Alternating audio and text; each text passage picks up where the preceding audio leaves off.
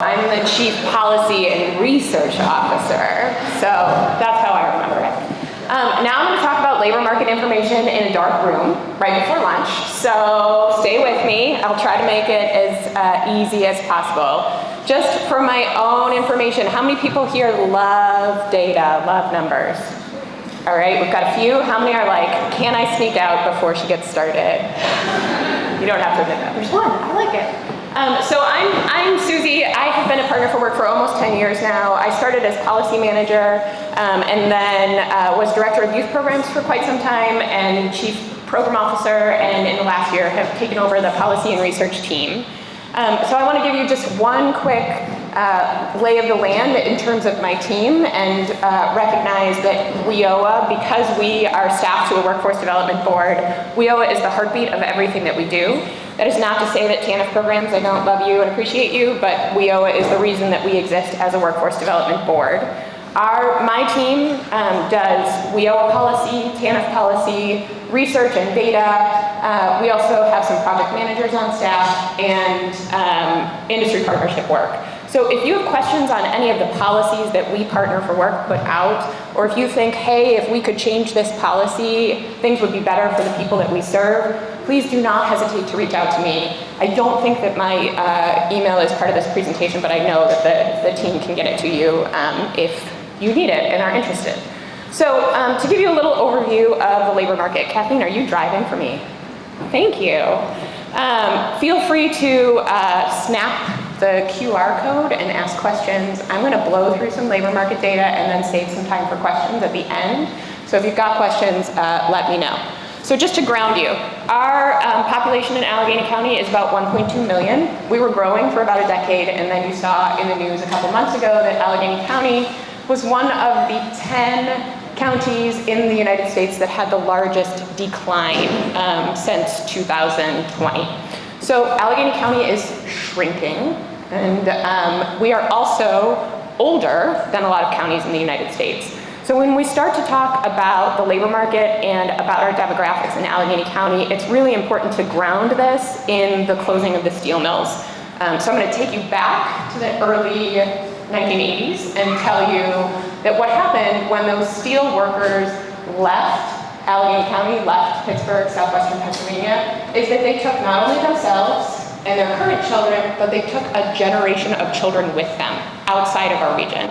And as a result, Allegheny County is among the oldest, whitest, and most native-born counties in the United States. That has a host of challenges when you talk about the labor market. It also means that there is a lot of opportunity for those of you in this room who are serving young people. And so you will hear from a lot of our partners across the region that one of the things that we really need to do is keep the graduates from our colleges here in Allegheny County. I think that's incredibly important, and I do not deny that at all. We really need to keep college graduates here. But what we also need to do, and what we can't forget to talk about, is that we have to keep the people who were born in Allegheny County here and provide them opportunities. And that is what all of you in this room are doing. So training the people who work in or who live in Allegheny County, who are born here, with the skills that they need in order to be able to achieve success is the hallmark of what you all do. Providing those opportunities, make sure that we're minimizing those systemic barriers to employment. Those are the things that your teams do in such an incredible way. And many of you who have been with me since I started at Partner for Work know that I was a provider of services. I worked with men and women who had been homeless, individuals aging out of the foster care system, and refugees as an employment manager. I burned out on direct service and went back to graduate school. So I have an immense amount of respect for all of you in this room because you are doing the thing that I could no longer do. So what I wanted to do is go back and figure out how do we change some things on policy, how do we think differently about the labor market, and how do we make an impact at the systems level, and the work that you're doing in this room is driving all of that.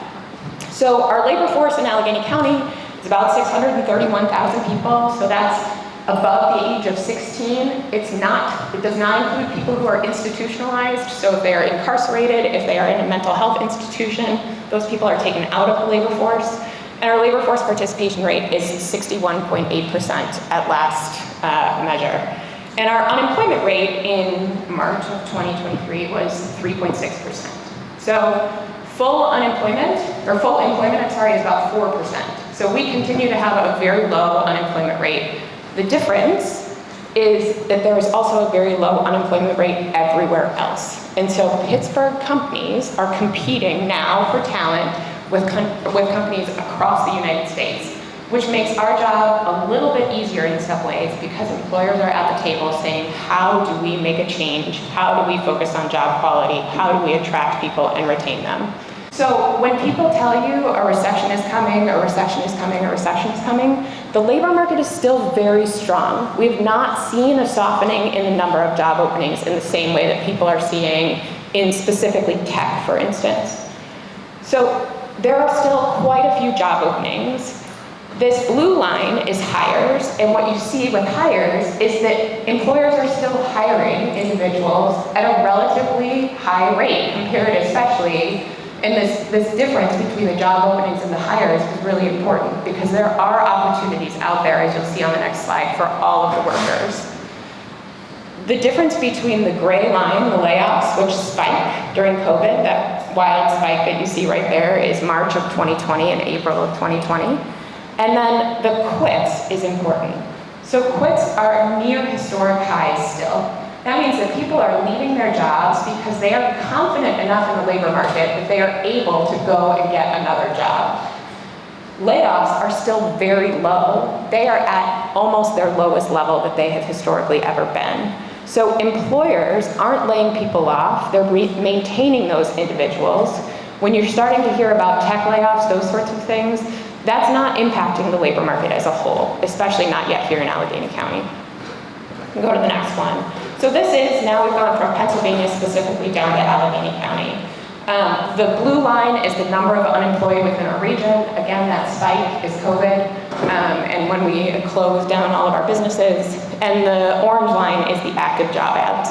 There are a smaller amount of job ads than there have been, but it's still 1.4 job ads for every available unemployed worker in Allegheny County. So there's still quite a bit of opportunity to connect the people that you're serving in with those job opportunities. So the pandemic recovery has happened, right? And we're starting to see people come back. But what's important to note is that recovery is not evenly applied, right? So if you look at the blue line in the center there, that's the total employment in Allegheny County. We're up 0.4% since the start of the pandemic.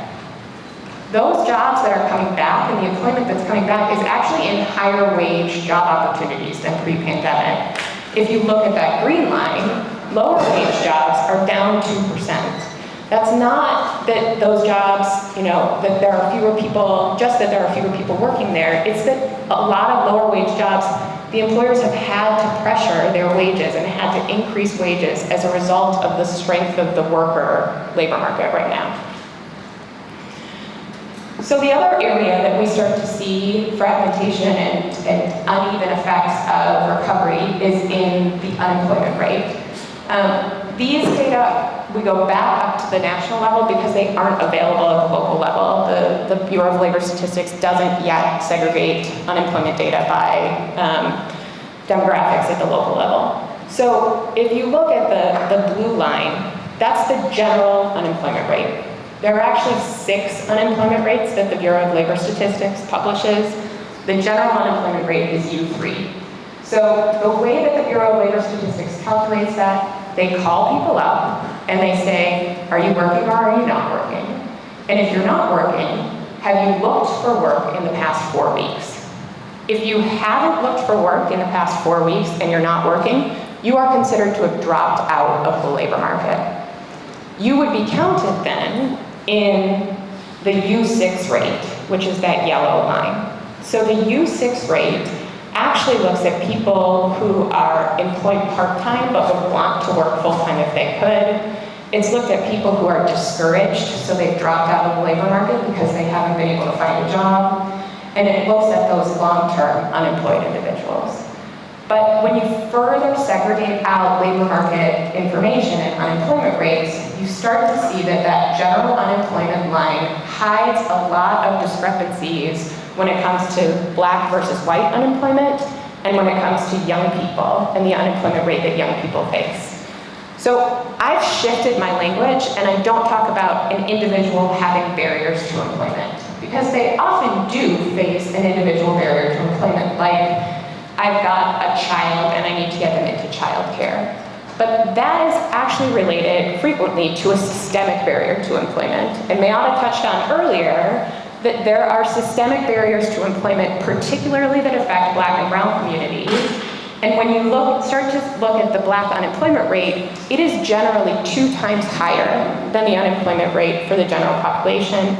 The unemployment rate of young people is generally 3 times higher. So we're doing a lot of work on the Partner for Work side to talk to businesses about how they can improve their diversity, equity, inclusion, and access metrics, how they can start to make changes in order to hire individuals that have historically been excluded from the jobs that they are currently working in, and how to make sure that their job quality efforts focus not just on diversity in hiring, but how do we actually then sustain an individual who has historically been excluded from this labor market in that role. And so that is a huge change in the way that we think about things and in the way that employers are starting to think about things. One thing to note, one positive thing that is a little bit hidden in this chart is that for the first time ever, the employment to population ratio of Black Americans is stronger than the employment to population ratio of white Americans. So there has been a change, and there has been more opportunity to provide it to Black Americans, but we still do have quite a long way to go.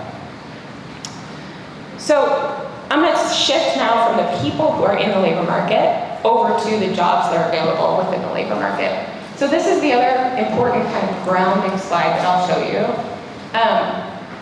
There are 2 kinds of jobs when you look at the Bureau of Labor Statistics. One is goods producing jobs. So those are the manufacturing jobs. Those are jobs where an individual is going to work, they are creating something for export. The other kind of job is a service providing job. Those are individuals who provide a service to the people who live in that community. Allegheny County and Pittsburgh's MSA, our job market is driven by the services to the people who live here. When you talk about education, when you talk about healthcare, when you talk about all of you in this room, you are all in service providing jobs. Next slide. The largest employers in Allegheny County are those that provide services. It's UPMC Health System and Highmark Health System. When we talk about the fact that our demographics are shifting and we're getting older, this is going to be a double whammy for those health systems where they both have an aging population within their workforce, but they also have an aging population to deliver services to. So there is considerable opportunity in those healthcare fields for the people that you are working with and the people that you're serving. Next one. Education, we know, is a really important part of an individual's work experience and work history, but Allegheny County has an oversupply of individuals who have a bachelor's degree compared with what the labor market actually needs. What we are seeing from employers now is that they are getting there, slowly but surely, thinking about competency-based hiring rather than seat time-based hiring. One of the first executive orders, if not the first executive order issued by the governor, was to remove the requirement for a bachelor's degree from 92% of state jobs. That leadership at the state level is starting to trickle down to local employers who are seeing that careers that start at CCAC, careers that start in certificate programs, those are all opportunities for job seekers that have not yet been available or have not historically been available. So there's a real opportunity to think differently about how we're training people and making sure, to Abby's point earlier, that we're blending in those soft skills and those hard skills to make sure that employers have what they need when someone's coming to the table. All right, so we talked a little bit about the overarching industries. We talked about the highest or the largest employers. When we look at the occupations within Allegheny County, and I think the team can provide these slides, so if folks are frantically taking pictures, then know that we'll send those out too. So when you look at where Allegheny County is, our largest occupational cluster is office and administrative support. Next after that, sales and related, and then healthcare practitioners and technical. This is by occupation, it's not by industry. So one of our board members is Vice President of HR at UPMC, and he will frequently say that the only job that UPMC does not hire for is a firefighter. So every single other job on this list, construction, customer service, protective service, engineering, UPMC hires individuals for those roles. So when you think about the opportunities that are available at different employers, they cut across different occupations, even though an employer might be in the healthcare industry. These occupations go into different categories. So I talked a little bit earlier about the aging state of Allegheny County. This slide represents opportunity for your young people that you are working with. So if you look at the total line, 26.2% of Allegheny County's workforce is within 10 years of retirement. Now, I will say that we've started to see some people delay their retirements because of virtual work opportunities, and so 10 years, give or take, of what a traditional retirement age is. There are an awful lot of industries that are going to face that retirement crisis more quickly than the county as a whole. So those include things like transportation, warehousing, of course, but you also see healthcare and social assistance on that list as an industry that is going to face a hiring crisis more quickly than the county as a whole. One other important thing to note on this slide, when you look at something like accommodation and food service, where an accommodation and food service labor force is by its nature a younger labor force, right? A lot of young people work in food service as a place to start. Food service is a great job and a great opportunity at which to hone your skills. But recent research by the Brookings Institute suggests that if a young person doesn't get out of the food service industry by the time they turn 25, they will stay in the food service industry. And so all of you helping to intervene with those young people, and there are good career pathways in the food service industry, I don't want to imply that there are not. But if we can help the young people who are stuck in those jobs and do not have interest in achieving career pathways within the food service industry, access some of these other industries, that's a great opportunity to really connect in and level up what we're doing. Next up. So one way we cut data is to say, what is an opportunity occupation? And for us, the definition of opportunity occupation is a job that pays more than $15 an hour, but requires less than a 4-year degree. Opportunity occupations are listed on the slide. There are about 250,000 of them out of the 650,000 jobs within Allegheny County. And many of the opportunity occupations that are on this list can be accessed with a short-term credential, many of which are available at CCAC and some of our other partners that are in this room.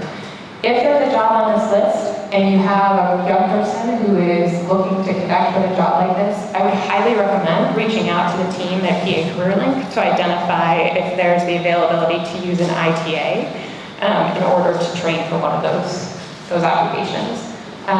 We'll see and we'll hear in just tomorrow from Bonnie Yeager on my team, who will talk about job quality and talk a little bit about our industry partnership efforts.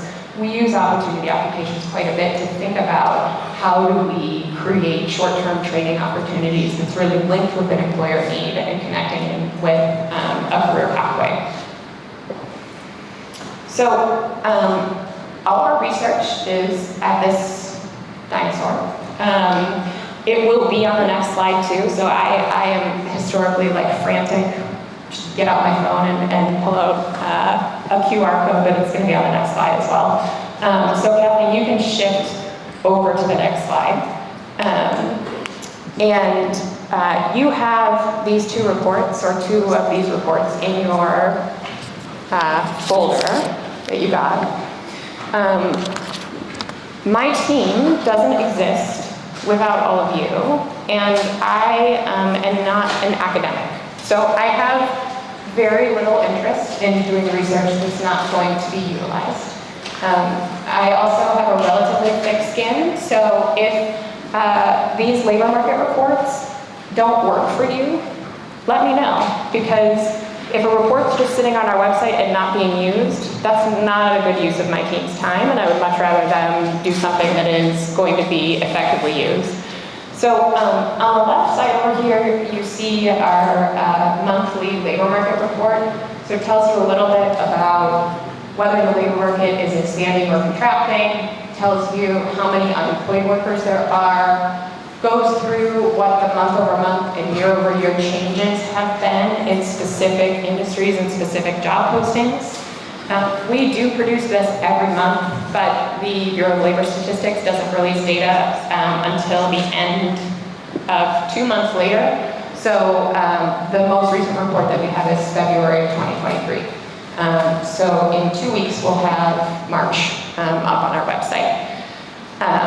This other slide right here, and this other page right here, is a recent report that we released. There are about 6 or 8 of those on our website, all in different career pathways that are about jobs that are available within Allegheny County, generally that require less than a bachelor's degree, and that have significant opportunity to connect in. Each of these has a success story. Many of those success stories are drawn from your programs. So thank you to those who have shared success stories with us. But one thing, these slides in the center, the flyer in the center was created in partnership with superintendents from 8 different schools within Allegheny County. And one thing that they wanted was their young people who are graduating from their high schools want to make sure that a success story looks like them, comes from their background, is accessible to them, not somebody who randomly has a 4-year degree or something along those lines. So these are all programs or success stories that we pull from programs that all of you run. I think there are 7 or 8 of those. The RIASEC codes are codes that school districts use in order to identify career pathways and skills along career pathways. We can make versions of these available without those RIASEC codes if the RIASEC is confusing to your participants. So don't hesitate to say, hey, this would be more useful if it looked like this. Next slide. So I want to just give you a little bit of a plug for our industry partnership efforts that are supported in large part from PA Smart Funding from the state. So thank you, members of the Commonwealth who are here.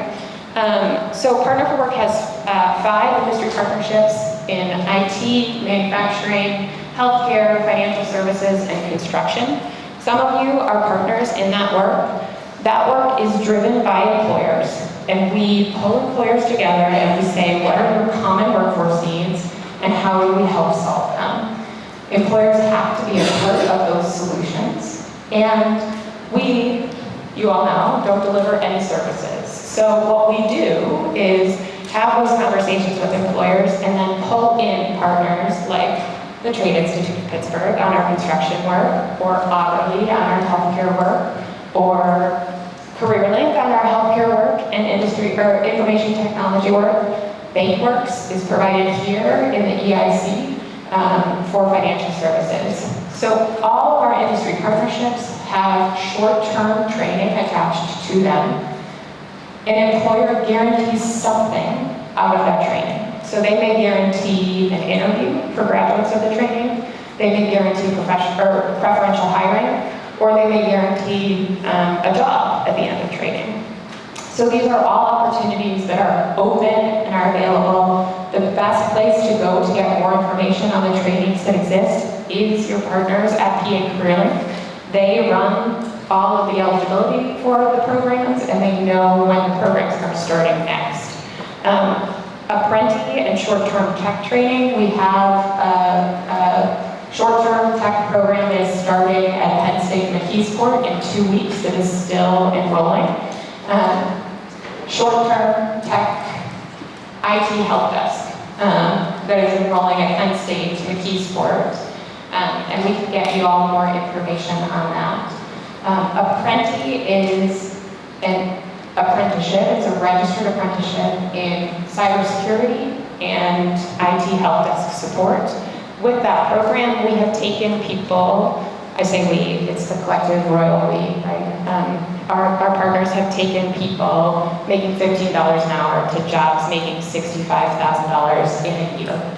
And the individuals are paid throughout the training program. So all of these efforts that we're making, we recognize and we can learn from all of you to say that someone who's going through training often can't do that unless they're paid and we have a stipend available to them. So we have registered apprenticeships now in healthcare, construction, and information technology that are available to all of your participants. So for more information on registered apprenticeships, Kiera and her team are your lead points of contact. So I think that's my last slide, but I know that I talked at you a lot, so I want to ask, A, if there are any questions, and then I wanted to save a significant chunk of time, but I know that I'm standing between us and lunch, because I want to ask you a question, and that question is, what can we do better on the research team? How can we make this information more useful to you?